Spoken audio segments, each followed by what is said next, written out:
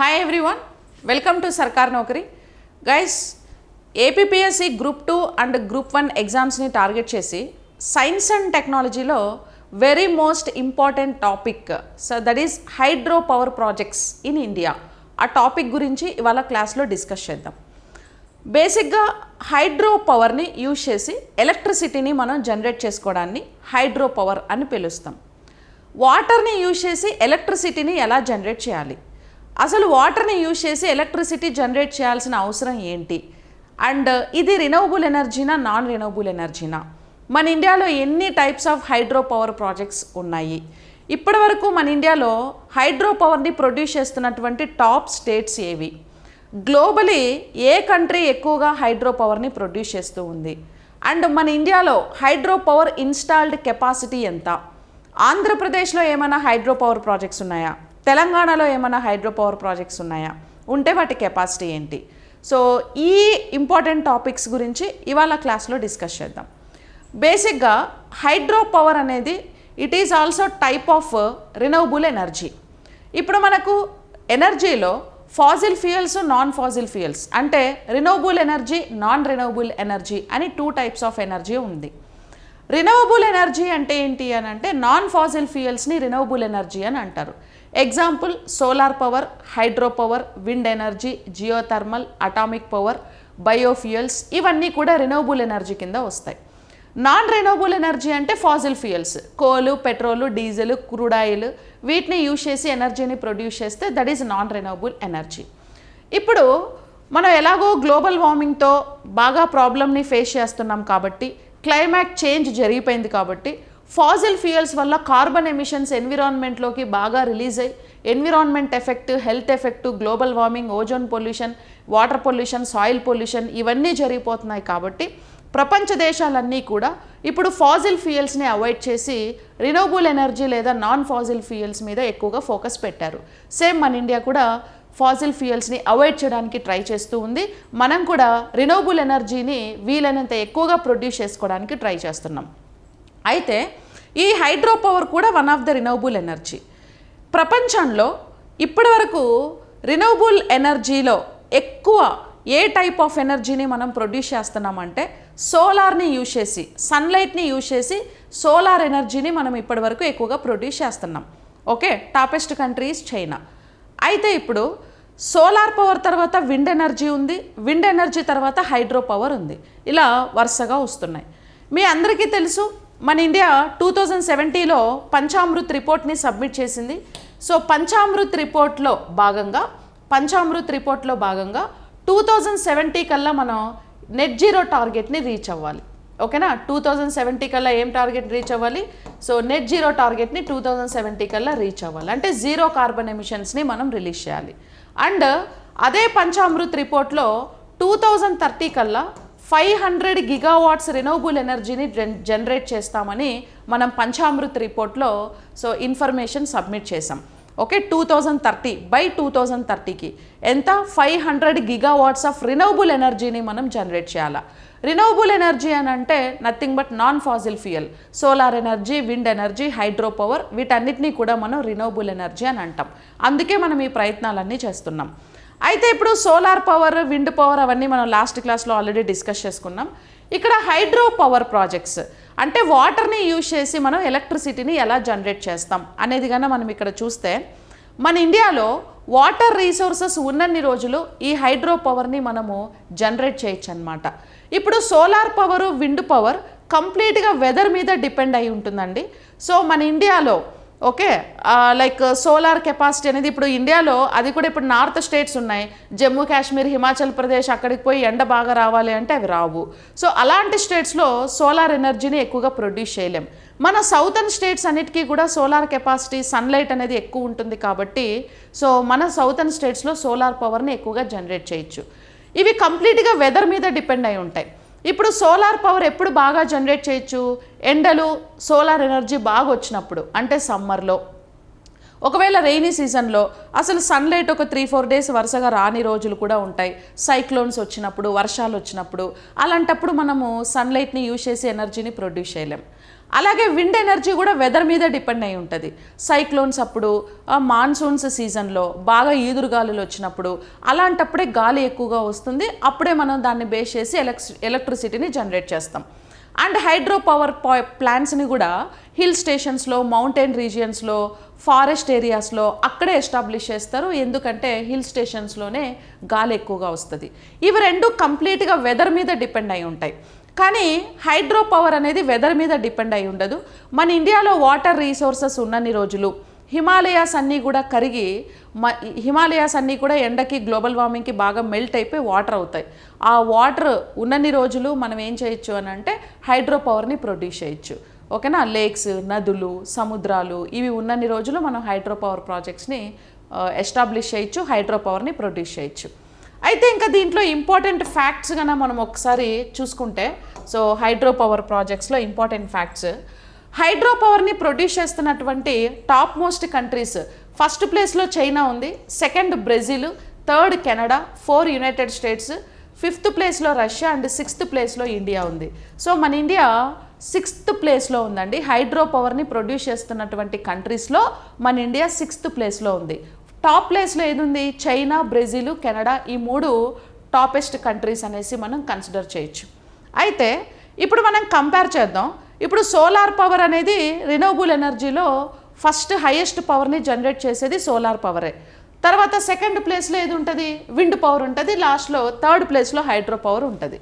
ఇప్పుడు సోలార్ పవర్ని ఎక్కువగా జనరేట్ చేస్తున్న కంట్రీస్లో మన ఇండియా ఎన్నో ప్లేస్లో ఉంది అని అంటే థర్డ్ ప్లేస్లో ఉందండి. First China, second US. Wind పవర్ని ప్రొడ్యూస్ చేస్తున్న కంట్రీస్లో మన ఇండియా 4th ప్లేస్లో ఉంది. China, US, Germany. And hydro పవర్ని ప్రొడ్యూస్ చేస్తున్న కంట్రీస్లో మన ఇండియా ఎన్నో ప్లేస్లో ఉంది? 6th ప్లేస్లో ఉందన్నమాట. Okay, first China, Brazil, Canada, United States, Russia. Okay, solar పవర్లోనేమో మనం 3rd ప్లేస్లో ఉన్నాం, విండ్ ఎనర్జీలో 4th ప్లేస్లో ఉన్నాం, హైడ్రో పవర్లోనేమో 6th ప్లేస్లో మన ఇండియా ఉంది. సో ఇవి మీరు గుర్తుపెట్టుకోవాలి. ఇవి ఫ్యాక్చువల్ బేస్డ్ ఇన్ఫర్మేషన్ అన్నమాట.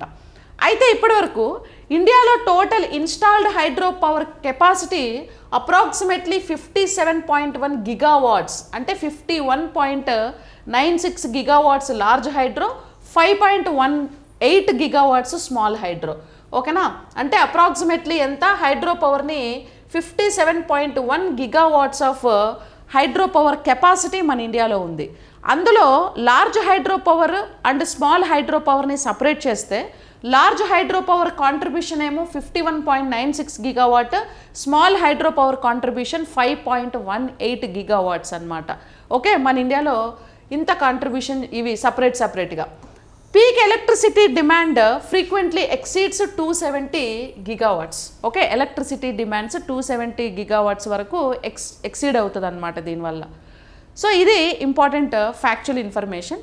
అయితే ఇప్పుడు హైడ్రో పవర్ ప్రాజెక్ట్స్ మనకి ఎన్ని టైప్స్ ఉన్నాయంటే 4 types of hydro power projects మన ఇండియాలో ఉంటాయి. ఏంటంటే అవి 1 is micro hydro, mini hydro, small hydro and large hydro. ఇట్లా 4 టైప్ ఆఫ్ హైడ్రో ప్రాజెక్ట్స్ ఉన్నాయండి. సో మైక్రో హైడ్రో అంటే అప్ టు 100 కిలోవాట్స్ ఎనర్జీని ప్రొడ్యూస్ చేసేటువంటి పవర్ ప్రాజెక్ట్స్ అనమాట. ఓకేనా? Very small power project used for villages, remote areas, no large dam needed. అంటే చిన్న చిన్న విలేజెస్కి ఎలక్ట్రిసిటీని సప్లై చేయడానికి, కొన్ని రిమోట్ ఏరియాస్కి, గెస్ట్ హౌస్లకి, అలాంటి వాటికి, ఇక ఏదైనా క్వార్టర్స్ ఉంటాయి కదా, గవర్నమెంట్ క్వార్టర్స్ కానీ అలాంటి వాటికి, వీటికి డ్యామ్ అవసరం లేదు. ఓకే, వీటికి డ్యామ్ అవసరం లేదు. ఇప్పుడు చిన్న చిన్న చెరువుల నుంచి, సరస్సుల నుంచి, అట్లాంటి వాటి నుంచి కూడా ఈ ఎనర్జీని మనం ప్రొడ్యూస్ చేయొచ్చు అనమాట. మినీ హైడ్రో అంటే 101 కిలోవాట్స్ నుంచి 2 మెగావాట్ వరకు ఎనర్జీని ప్రొడ్యూస్ చేస్తే వాటిని మినీ హైడ్రో పవర్ ప్రాజెక్ట్స్ అని అంటాం. So local power supply, small dams or channels. So చిన్న చిన్న డ్యాములు సరిపోతాయి, లోకల్గా పవర్ సప్లై చేసుకోవడానికి ఈ మినీ హైడ్రోని ఎస్టాబ్లిష్ చేస్తారు. Small hydro power projects 2 megawatts to 25 megawatts వరకు ఎనర్జీని ప్రొడ్యూస్ చేస్తాయండి. So grid connected or local supply, వీటికి గ్రిడ్లు కనెక్ట్ చేసి గ్రిడ్కి పంపించి ఎలక్ట్రిసిటీని స్టోర్ చేస్తారు, లేదా డైరెక్ట్గా లోకల్ పీపుల్కి సప్లై చేస్తారు. అండ్ ఎన్విరాన్మెంటల్ ఇంపాక్ట్ అనేది దీనివల్ల చాలా తక్కువ ఉంటుందన్నమాట. లార్జ్ హైడ్రో అబౌట్ 25 మెగావాట్స్ ఎనర్జీని ప్రొడ్యూస్ చేస్తే వాటిని లార్జ్ హైడ్రో అంటాం. బిగ్ డ్యామ్స్ కావాలా, large reservoirs, major electricity production అవుతుంది వీటిల్లో. పెద్ద పెద్ద డ్యాములు మేజర్ రిజర్వాయర్స్ని మనం కన్స్ట్రక్ట్ చేయాలా, సో లార్జ్ అమౌంట్ ఆఫ్ ఎలక్ట్రిసిటీని మనం ప్రొడ్యూస్ చేయొచ్చు. సో అట్లా స్మాల్ అంటే బిలో 25 మెగావాట్ ఎనర్జీని ప్రొడ్యూస్ చేసేవన్నీ స్మాల్ కింద, సో లార్జ్ అంటే అబౌట్ 25 మెగావాట్స్ ఎలక్ట్రిసిటీని ప్రొడ్యూస్ చేసే వాటన్నిటిని లార్జ్ కింద మనం కన్సిడర్ చేస్తాం. ఓకేనా, ఇవి రెండు లేకపోయినా మేజర్గా స్మాల్ లార్జ్ గుర్తుపెట్టుకుంటే సరిపోతుంది. So below 25 megawatts large hydro power projects, about 25 megawatts large hydro power, ఇవేమో స్మాల్ లార్జ్. ఓకేనా, అలాగా. ఇంకా మైక్రో మినీ అని అంటే బేస్డ్ ఆన్ దట్ కెపాసిటీని బేస్ చేసుకొని మనం ఇట్లా 4 టైప్స్గా డివైడ్ చేస్తాం. అయితే ఇప్పుడు మన ఇండియాలో మేజర్గా హైడ్రో పవర్ ప్రాజెక్ట్స్ ఎన్ని టైప్స్ ఉన్నాయంటే 3 టైప్స్ ఉన్నాయండి. One is like storage based plants, run of river plants, pumped storage plants. ఇప్పుడు బాగా అడ్వాన్స్డ్ టెక్నాలజీ 2020స్లో ఈ పంప్డ్ స్టోరేజ్ ప్లాంట్స్ని ఇంట్రడ్యూస్ చేశారు. ఇది వీటిని ఏఐ బేస్డ్ కూడా ఈ ప్లాంట్స్ని రన్ చేస్తున్నారు. చాలా అడ్వాన్స్డ్ టెక్నాలజీ. ప్రపంచమంతా కూడా ఈ పంప్డ్ స్టోరేజ్ ప్లాంట్స్ని ఎక్కువగా ప్రొడ్యూస్ చేస్తున్నారనమాట. ఇవి ఎలా వర్క్ అవుతాయి ఏంటి అని చూద్దాం. ఇప్పుడు స్టోరేజ్ బేస్డ్ ప్లాంట్స్ అంటే ఇవి ట్రెడిషనల్ ప్లాంట్స్ అండి. ఇవన్నీ మీకు తెలుసు. మీ ఊర్లో మీ చుట్టుపక్కల చెక్ డ్యామ్లు ఎక్కడైతే ఉన్నాయో, డ్యాములు ఎక్కడైతే కట్టారో ఆ డ్యాముల నుంచి అంటే ఆల్రెడీ రిజర్వాయర్ ఉంటుంది. రిజర్వాయర్లో వాటర్ స్టోర్ ఉంటుంది, వర్షపు నీళ్ళు అవన్నీ కూడా వచ్చి స్టోర్ ఉంటుంది. ఆ స్టోర్ ఉండేటువంటి వాటర్ని ఏం చేస్తాం, for example first storage based hydro power projects అని అంటే this is the best example అనమాట. హైడ్రో స్టోరేజ్ బేస్డ్ పవర్ ప్లాంట్స్కి ఇది ఎగ్జాంపుల్. నథింగ్ బట్ ఈ వీడియో ఒకసారి చూడండి. సో ఇది ఇక్కడ ఏంటి,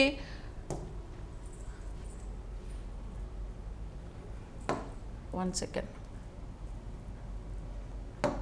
ఓకే, ఇక్కడ ఒక రిజర్వాయర్ ఉంటుంది. This is like reservoir. ఇది రిజర్వాయర్ ఉంది కదా, ఈ రిజర్వాయర్ నుంచి మనం వాటర్ని గేట్స్ తీసేస్తారు, గేట్స్ ఎత్తేస్తారు. ఒకవేళ రిజర్వాయర్ ఫిల్ అయిపోతే గేట్ ఎత్తేస్తారు. ఆ గేట్ల నుంచి ఇక్కడ పెన్ స్టాక్ నుంచి వాటర్ అనేది వస్తుంది. వాటర్ వచ్చినప్పుడు ఇక్కడ ఏముంటుంది, ఒక టర్బైన్ అనేది ఉంటుందండి. మళ్ళీ ఒకసారి కేర్ఫుల్గా చూడండి, ఇది ఒక చిన్న వీడియో. ఈ రిజర్వాయర్ నుంచి గేట్స్ ఎత్తేసి వాటర్ అనేది ఇలా ఫ్లో అవుతుంది. ఈ వాటర్ ఫ్లో ఏరియాని మనం పెన్ స్టాక్ అనేసి పిలుస్తాం. ఈ పెన్ స్టాక్ త్రూ ఇక్కడ ప్రొడ్యూస్ అయినటువంటి పవర్ని ఇక్కడ టర్బైన్స్ ఏం చేస్తాయి, ఎలక్ట్రిసిటీ ఎనర్జీగా కన్వర్ట్ చేసి డైరెక్ట్గా గ్రిడ్ల నుంచి ట్రాన్స్ఫార్మర్లకి పంపించి సో ఏంటి కస్టమర్కి పవర్ని సప్లై చేస్తారనమాట. డిస్కమ్ కంపెనీస్ అన్ని కస్టమర్కి పవర్ని సప్లై చేస్తాయి. సో ఇవి చాలా సింపుల్. మీ చుట్టుపక్కల ఇళ్లల్లో ఊర్లల్లో ఇవన్నీ కూడా చూసుంటారు. ఓకేనా, ఇప్పుడు ఇక్కడ మనకి లార్జ్ రిజర్వాయర్ ఒకటి ఉంటుంది, డ్యాములు ఉంటాయి. ఓకే, రిజర్వాయర్ కానీ డ్యాములు కానీ ఉంటాయా. ఈ రిజర్వాయర్స్లో డ్యామ్స్లో ఏముంటాయి, వాటర్ ఉంటాయి. సో ఈ వాటర్ని మనం ఏం చేస్తాం, వర్షాలు బాగా పడి డ్యామ్స్ ఎప్పుడైనా బాగా ఫిల్ అయిపోయి నిండిపోతే, రిజర్వాయర్స్ ఫిల్ అయిపోతే గేట్లు ఎత్తేస్తారు కదా. ఓకే, గేట్లు ఎత్తినప్పుడు ఏమవుతాయి, ఒక సర్టెన్ ప్రెషర్ తోటి వాటర్ అనేది బయటకు వస్తాయి. ఆ ప్రెషర్ తోటి వాటర్ వచ్చినప్పుడు ఇక్కడ ఏం చేస్తారు, టర్బైన్స్ని ఫిక్స్ చేస్తారు. ఈ టర్బైన్స్ అనేవి ఇలా తిరుగుతూ ఉంటాయి. సో టర్బైన్స్ అలా తిరుగుతూ ఉన్నప్పుడు ఈ వాటర్ మూమెంటం ఉంటుంది కదా, ఆ వాటర్ మూమెంటం నుంచి కైనెటిక్ ఎనర్జీ జనరేట్ అవుతుంది. ఈ కైనెటిక్ ఎనర్జీని turbines mechanical energy through, okay, kinetic ఎనర్జీని ఫస్ట్ మెకానికల్ ఎనర్జీగా కన్వర్ట్ అవుతుంది. ఈ మెకానికల్ ఎనర్జీ త్రూ ఎలక్ట్రిక్ ఎనర్జీగా కన్వర్ట్ చేస్తారనమాట. ఓకేనా, ఎలక్ట్రిక్ ఎనర్జీగా కన్వర్ట్ చేసి డైరెక్ట్ ట్రాన్స్ఫార్మర్స్కి గ్రిడ్లకి కనెక్ట్ చేసి పవర్ని ఏం చేస్తారు, స్టోర్ చేసి కస్టమర్కి సప్లై చేస్తారు. ఓకే, ఇట్లా స్టోరేజ్ బేస్డ్ ప్లాన్స్ ఉంటాయి. అంటే స్టోరేజ్ బేస్డ్ అంటే ఆల్రెడీ డ్యామ్లో కానీ రిజర్వాయర్లో కానీ వాటర్ స్టోర్ ఉంటుంది. ఆ స్టోర్ ఉన్న వాటర్ని స్టోర్ ఉంచడానికి గేట్స్ క్లోజ్ చేస్తారు. ఎప్పుడైతే రిజర్వాయర్ డ్యామ్ ఫుల్ అయిపోయింది అనుకోండి, అప్పుడు గేట్స్ ఓపెన్ చేస్తారు. గేట్స్ ఓపెన్ చేసినప్పుడు ఆ డ్యామ్లో నుంచి వాటర్ అన్నీ వచ్చి దూకుతాయి. ఒక సర్టెన్ ఫోర్స్తోని వాటర్ వచ్చినప్పుడు bulk amount of kinetic energy, momentum అప్పుడు కైనెటిక్ ఎనర్జీ ప్రొడ్యూస్ అవుతుంది కదా. కైనెటిక్ ఎనర్జీ ప్రొడ్యూస్ అయినప్పుడు అక్కడ ఉండేటువంటి టర్బైన్స్ రొటేట్ అవుతూ ఆ కైనెటిక్ ఎనర్జీని ఎలక్ట్రిక్ ఎనర్జీగా కన్వర్ట్ చేసి గ్రిడ్లకు పంపిస్తారనమాట. ఇది ట్రెడిషనల్ మెథడ్, జనరల్గా మన చుట్టుపక్కల మనం చూస్తూ ఉంటాం. ఇది storage based plants. Next after that సెకండ్ది ఏంటి అని అంటే మనకు రన్ ఆఫ్ రివర్ ప్లాంట్స్ కూడా ఉన్నాయి కదా. సో రన్ ఆఫ్ రివర్ అంటే ఏంటి, రన్ ఆఫ్ రివర్ ప్లాంట్స్ అంటే నథింగ్ బట్ ఇక్కడ రివర్ అనేది రన్ అవుతూ ఉంటుంది. ఫర్ ఎగ్జాంపుల్ ఫ్లోటింగ్ రివర్ ఉంటుంది మనకి ఇక్కడ. ఓకే, ఫ్లోయింగ్ రివర్ ఉంటుంది. ఇది రివర్ కదండి, ఈ రివర్ మనకి ఇలా వస్తూ ఉంటుంది. ఓకే, రివర్ వస్తూ ఉంటుంది. ఇప్పుడు రివర్ ఇలా వస్తూ ఉన్నప్పుడు మన వాళ్ళు ఏం చేస్తారు అని అంటే ఈ రివర్ని డైవర్ట్ చేస్తారు. ఓకే, రివర్ని కావాలనే వాంటెడ్లీ ఏం చేస్తారు అని అంటే డైవర్ట్ చేస్తారు. డైవర్ట్ చేసి ఎక్కడ పైన, ఓకే, పైన కొంచెం ఎత్తులో ఒక కంటైనర్ పెట్టి ఇందులో ఆ రివర్ వాటర్ని మొత్తం ఏం చేస్తారంటే స్టోర్ చేస్తారనమాట. రివర్ వాటర్ని మొత్తం స్టోర్ చేస్తారు.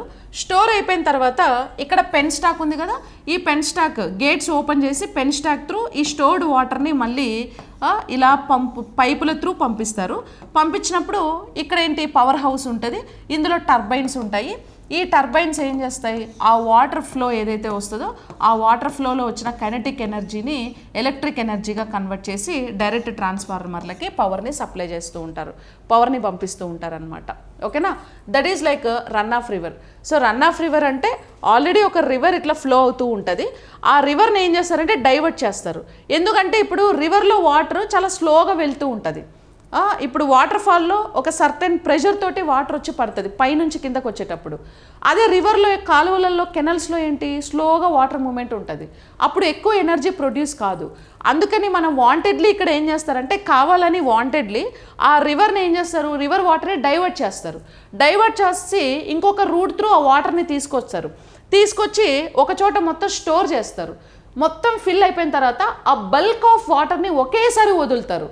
ఆ వదిలినప్పుడు ఆ బల్క్ ఆఫ్ వాటర్ ఒకేసారి ఒక సర్టెన్ ఫోర్స్తో వచ్చినప్పుడు టర్బైన్స్ మొత్తం కూడా తిరిగి సో ఎలక్ట్రిసిటీని ప్రొడ్యూస్ చేస్తాయి, ట్రాన్స్ఫర్లకి పంపిస్తారు. ఇట్లా రివర్స్ నుంచి కూడా ఏం చేస్తారంటే ఒక మెథడ్ త్రూ ఎనర్జీని ప్రొడ్యూస్ చేస్తారు. దాన్నే మనం రన్ ఆఫ్ రివర్ అనేసి పిలుస్తూ ఉంటారు. ఓకేనా, నెక్స్ట్ మూడోది వచ్చేసి పంప్డ్ హైడ్రో స్టోరేజ్ సిస్టమ్. ఇది వెరీ మోస్ట్ ఇంపార్టెంట్ అండి. Pumped hydro power storage system ఇప్పుడు ప్రపంచం అంతా కూడా ఎక్కువగా పంప్డ్ హైడ్రో పవర్నే యూజ్ చేస్తుంది. దీనివల్ల వాటర్ ఎటువంటి లాసు ఉండదు. ఓకే, ఉన్న వాటర్తోనే మనం ఎలక్ట్రిసిటీని జనరేట్ చేయొచ్చు. ఈ మెథడ్లో మీరు ఇక్కడ జాగ్రత్తగా అబ్జర్వ్ చేయండి. పంప్డ్ హైడ్రో స్టోరేజ్ సిస్టమ్ ఎలా వర్క్ చేస్తుందంటే ఇక్కడ ఒక లోయర్ రిజర్వాయర్ ఉంటుంది అండ్ ఇక్కడ అప్పర్ రిజర్వాయర్ ఉంటుంది. రెండు ఒకే పొజిషన్లో స్టాండర్డ్గా ఉండకూడదు, ప్యారలల్గా ఉండకూడదు. ఒకటి పైన ఉండాలి, ఒకటి కింద ఉండాలి. అప్పర్ రిజర్వాయర్ ఒకటి, లోయర్ రిజర్వాయర్ ఒకటి ఉండాలి. ఓకే, కన్స్ట్రక్ట్ చేసేటప్పుడే అలా చేయాలి, అప్పరు లోయర్. సో ఇప్పుడు అప్పర్ రిజర్వాయర్లో వాటర్ ఉంటాయి, లోయర్ రిజర్వాయర్లో వాటర్ ఉంటాయండి. అండ్ అప్పర్ రిజర్వాయర్లో వాటర్ని ఇలా వదులుతారు. Pen stock, this is pen stock. Pen stock నుంచి వాటర్ని వదిలినప్పుడు ఇక్కడ ఏముంటాయి, టర్బైన్స్ ఉంటాయి. ఓకే, ఈ టర్బైన్స్ అనేవి బాగా రొటేట్ అయ్యి ఏం చేస్తాయి, ఎలక్ట్రిసిటీని ప్రొడ్యూస్ చేస్తాయి. ఈ ప్రొడ్యూస్ చేసిన ఎలక్ట్రిసిటీని డైరెక్ట్గా ట్రాన్స్ఫార్మర్లకి పంపించేస్తారు. పంపించి వాటర్ ఫ్లో అనేది ఇలా వచ్చి లోయర్ రిజర్వాయర్లో పడుతుంది, అప్పర్ నుంచి లోయర్కి వస్తుంది.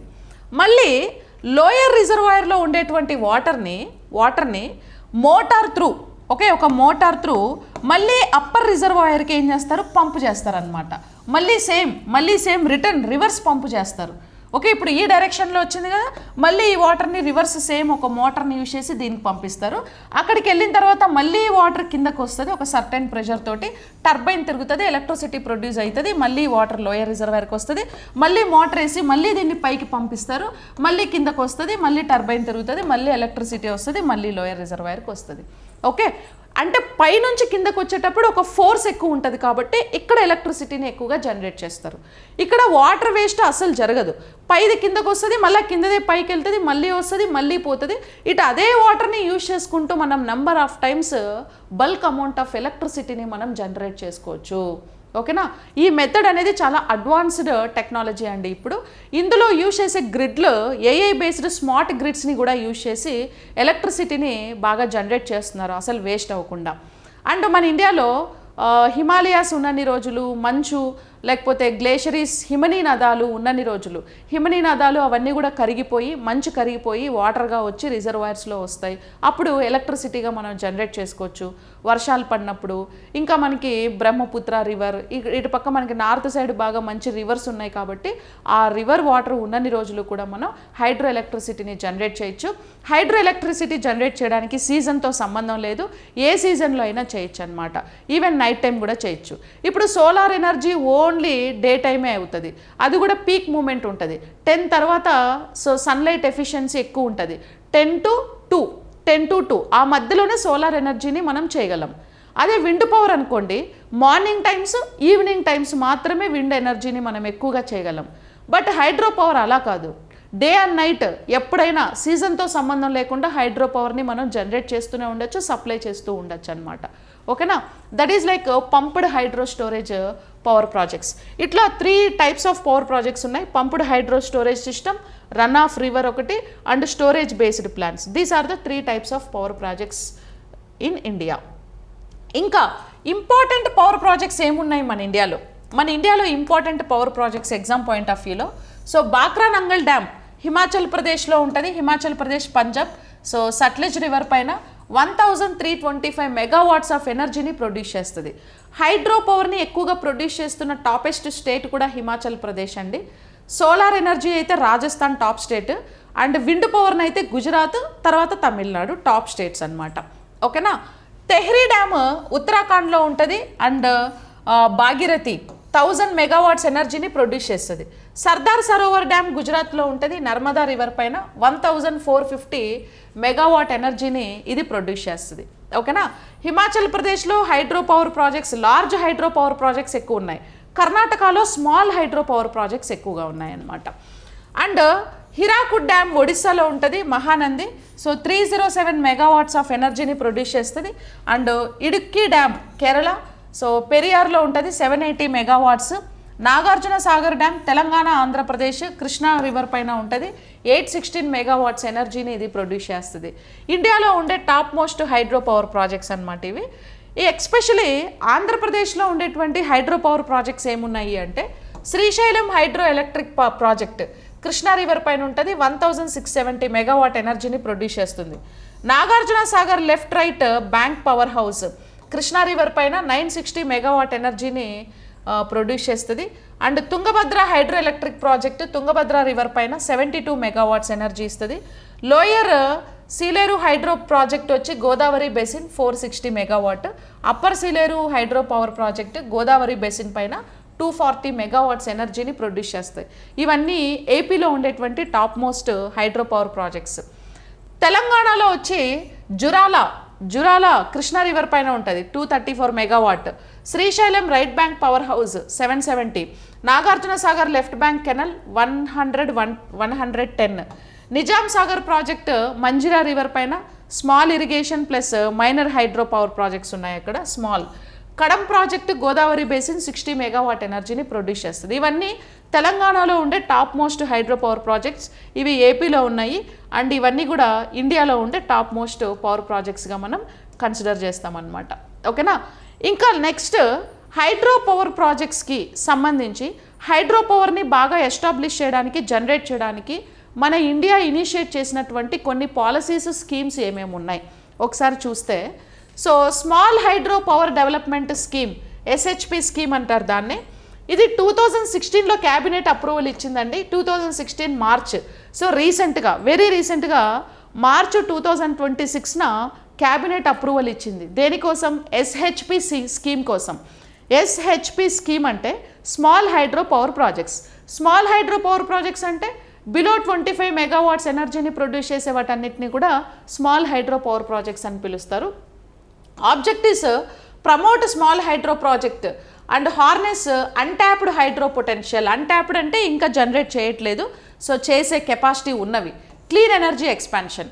హైడ్రో పవర్ అనేది of course it's a clean energy, carbon emissions release అవ్వవు కాబట్టి, సో క్లీన్ ఎనర్జీ ఎక్స్పాన్షన్ కోసం ఎక్స్పెషలీ ఈ ప్రాజెక్ట్ని తీసుకొని వచ్చారు. అన్ట్యాప్డ్ హైడ్రో పొటెన్షియల్, ఓకే, ఇంకా ఫ్యూచర్లో వచ్చేవి. అన్ట్యాప్డ్ అంటే ఫ్యూచర్లో వచ్చేవి.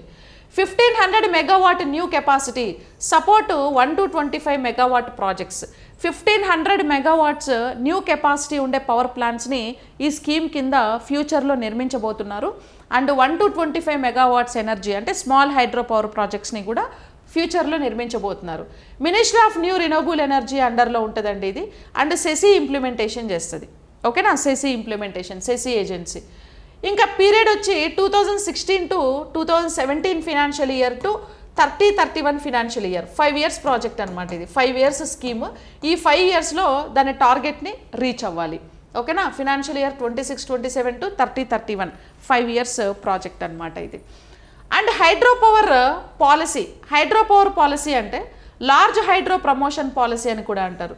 ఓకే, ఇది లార్జ్ హైడ్రో కోసం, అంటే 25 మెగావాట్స్ కంటే ఎక్కువ ఉండే ఎనర్జీని ప్రొడ్యూస్ చేయడం కోసం 1998లో revived and updated.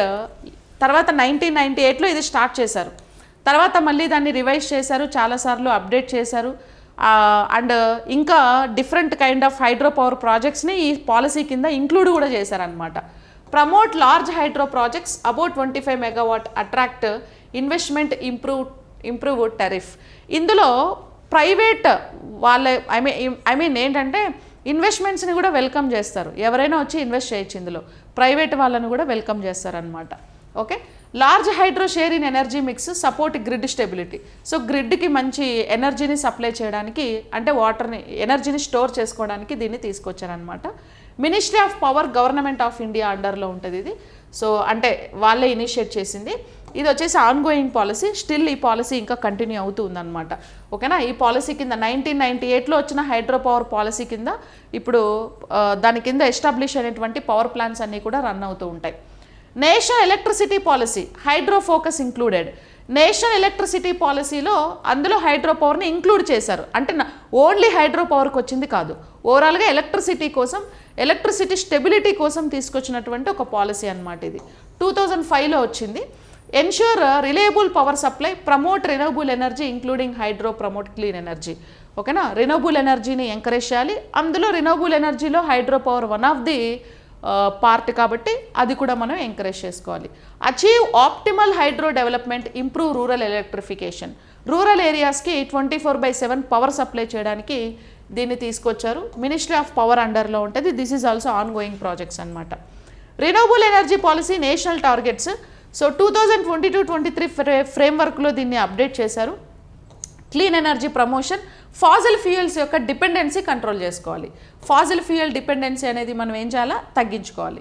500 gigawatt non fossil fuel capacity by 2030 reach అవ్వాలి కదా. నెట్ జీరో బై 2070కి మనం నెట్ జీరోని రీచ్ అవ్వాలి. సో ఈ టార్గెట్ని మనసులో పెట్టుకొని, ఈ టార్గెట్ని టార్గెట్ చేసి 2022-23లో రినవబుల్ ఎనర్జీ పాలసీని అప్డేట్ చేశారనమాట. ఇది చాలా ఇంపార్టెంట్ ఎగ్జామ్ పాయింట్ ఆఫ్ వ్యూలో. సో ఇది కూడా ministry of new renewable energy, government of India అండర్లో ఉంటుంది. 22-30 వరకు ఈ మిషన్ ఉంటుంది. ఓకేనా, దాని ప్రాజెక్ట్ పీరియడ్ అనమాట అది. Pumped storage hydro power promotion policy, ఇది ఇంపార్టెంట్ అండి.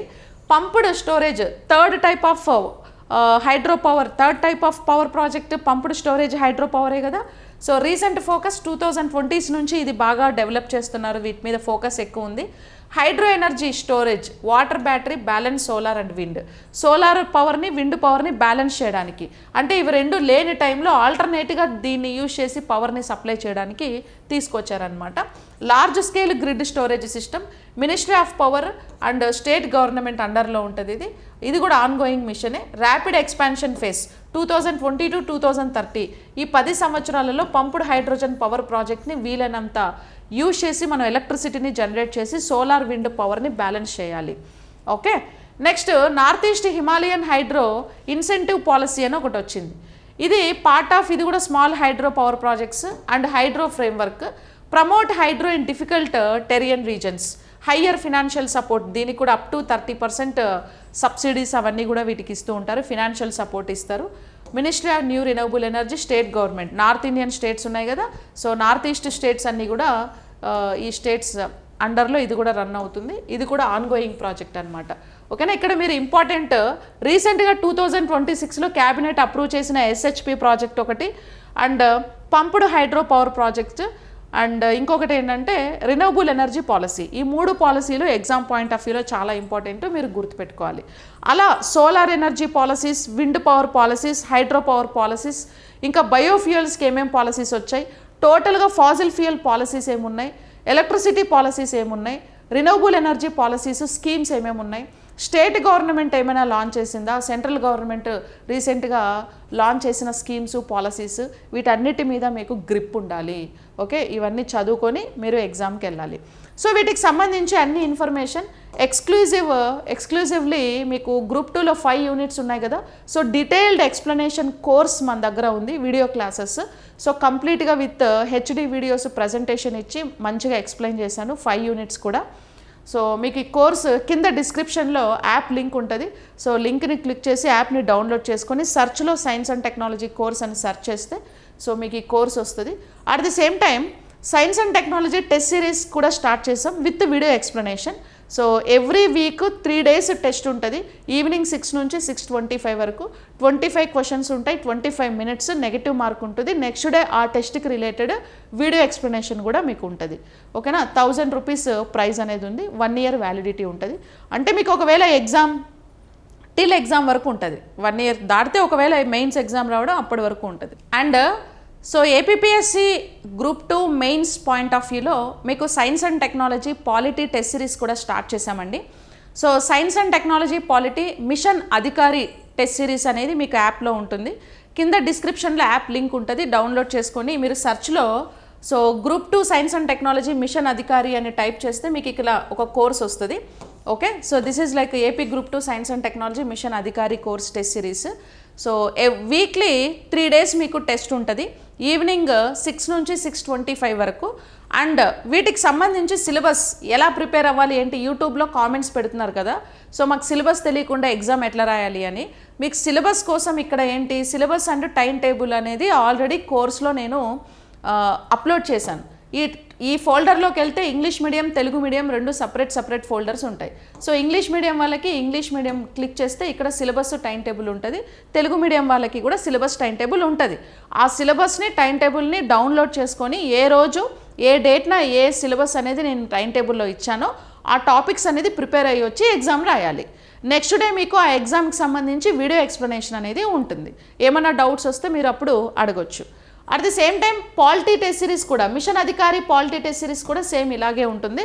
సో పాలిటీ టెస్ట్ సిరీస్ కూడా మీకు ఆల్రెడీ యాప్లో లాగిన్ అయితే మీకు సో సిలబస్ అనేది ఇక్కడ మెన్షన్ చేశాను. 75 marks schedule and time table. So ఇప్పటికీ మీకు ఒక టెస్ట్ అయ్యింది, ఒక టెస్ట్ దాని వీడియో ఎక్స్ప్లెనేషన్ ఉంది. సో సెకండ్ టెస్ట్ కూడా అయిపోయింది. ఓకేనా, సెకండ్ టెస్ట్ కూడా అయిపోయింది. వీడియో ఎక్స్ప్లెనేషన్ మీకు రేపు ఉంటుంది. అలాగే మొత్తం వచ్చేసి మీకు sub topics polity and science and టెక్నాలజీలో అన్ని యూనిట్స్ని బేస్ చేసుకొని సబ్ టాపిక్స్గా డివైడ్ చేసి ప్రతి టాపిక్ నుంచి మీకు క్వశ్చన్స్ ఫ్రేమ్ చేస్తాం. ఈ క్వశ్చన్స్ అనేవి APPSC and UPSC standards base చేసుకొని ఉంటాయండి. ఓకే, చాలా డిఫికల్ట్ ఉంటాయి క్వశ్చన్స్ కూడా. మీకు ఎగ్జామ్లో చాలా హెల్ప్ అవుతుంది. అండ్ మీకు ప్రిపరేషన్లో కూడా ప్రాక్టీస్లో కూడా ఇలాంటి క్వశ్చన్స్ని మీకు ప్రాక్టీస్ చేస్తే చాలా హెల్ప్ఫుల్ ఉంటుంది. అండ్ వీడియో ఎక్స్ప్లెనేషన్ కూడా ఉంటుంది. క్వశ్చన్కి రిలేటెడ్ 4 ఆప్షన్స్ని కూడా ఎక్స్ప్లెయిన్ చేయడం జరుగుతుంది. And SNT polity test series సపరేట్గా కాకుండా సో మీకు ఒక కాంబో ప్యాక్ లాగా ఇంట్రడ్యూస్ చేశాను. సో పాలిటీ ఎస్ఎన్టీ రెండు కూడా అంటే 1 course 2 major subjects. Okay, 75 marks 75 out of 150 maximum మీరు 135 to 140 మధ్యలో స్కోర్ చేసే విధంగా ఈ టెస్ట్ సిరీస్ అనేవి కండక్ట్ చేయడం జరుగుతుందండి. సో ఇది మీకు ఇందులో 750 రూపీస్ అంటే 300 రూపీస్ అప్రాక్సిమేట్లీ 300 రూపీస్ మైనస్ ఉంటుంది ఈ కాంబో టెస్ట్ సిరీస్ గానే తీసుకుంటే. ఓకేనా, సేమ్ ఎస్ఎన్టీ పాలిటీ రెండు ఇందులో ఉంటాయి. At the same time next week economy and AP history test series కూడా సో స్టార్ట్ అవుతాయి. ఏపీపీఎస్సి గ్రూప్ 2 మెయిన్స్కి ఈ మిషన్ అధికారి టెస్ట్ సిరీస్ అనేవి మీకు చాలా చాలా హెల్ప్ అవుతాయి. At the same time prelims point of వ్యూలో కూడా గమ్య మార్గం టెస్ట్ సిరీస్ని మనం లాంచ్ చేసాం. అవి ఆల్రెడీ అవుతున్నాయి. గమ్య మార్గం మీరు యాప్లో సెర్చ్లోకి వెళ్ళి విక్టరీ టెస్ట్ సిరీస్ అని టైప్ చేస్తే మీకు గ్రూప్ 2 ప్రిలిమ్స్ పాయింట్ ఆఫ్ వ్యూలో విక్టరీ టెస్ట్ సిరీస్ వస్తుంది. గమ్య మార్గం గ్రూప్ 2 గమ్య మార్గం 1000 రూపీస్. ఇది టిల్ ఎగ్జామ్ వరకు మీకు వ్యాలిడిటీ ఉంటుంది. సో ఇందులో కూడా సిలబస్ టైం టేబుల్ అన్నీ మీకు స్టార్టింగ్ ఫోల్డర్లో ఉంటాయి. అండ్ ఇప్పటి వరకు ఆల్మోస్ట్ 10 టెస్ట్లు అయినాయండి. 5 సబ్జెక్ట్స్ని సబ్ టాపిక్స్గా డివైడ్ చేసి ప్రతి టాపిక్ నుంచి మీకు ఎవ్రీ సండే మార్నింగ్ 10 నుంచి 1 వరకు 3 hours ఎగ్జామ్ ఉంటుంది. నెగిటివ్ మార్క్ కూడా ఉంటుంది. ఓకేనా, 1/3 నెగిటివ్ మార్క్ ఉంటుంది ప్రతి టెస్ట్ ఇంక్లూడింగ్ వీడియో ఎక్స్ప్లెనేషన్. ఓకేనా, వీడియో ఎక్స్ప్లెనేషన్ 5 సబ్జెక్ట్స్కి వీడియో ఎక్స్ప్లెనేషన్ ఉంటుంది. ఇది మీకు ప్రిలిమ్స్లో చాలా బాగా యూజ్ అవుతుంది. ఓకేనా, క్వశ్చన్ క్వాలిటీ చాలా బాగుంటుంది. ఓకే, మీకు హెల్ప్ అవుతుంది అనుకుంటున్నాను. ఇది ఆల్ అబౌట్ లైక్ గ్రూప్ 2. ఇంకా ఏమైనా మీకు డౌట్స్ ఉంటే you just contact to this number. Okay, 7093864240 అనే నెంబర్కి కాంటాక్ట్ చేయండి. ఓకేనా, yes. So thank you so much everyone. I wish you very all the best. Okay, happy learning. Thank you.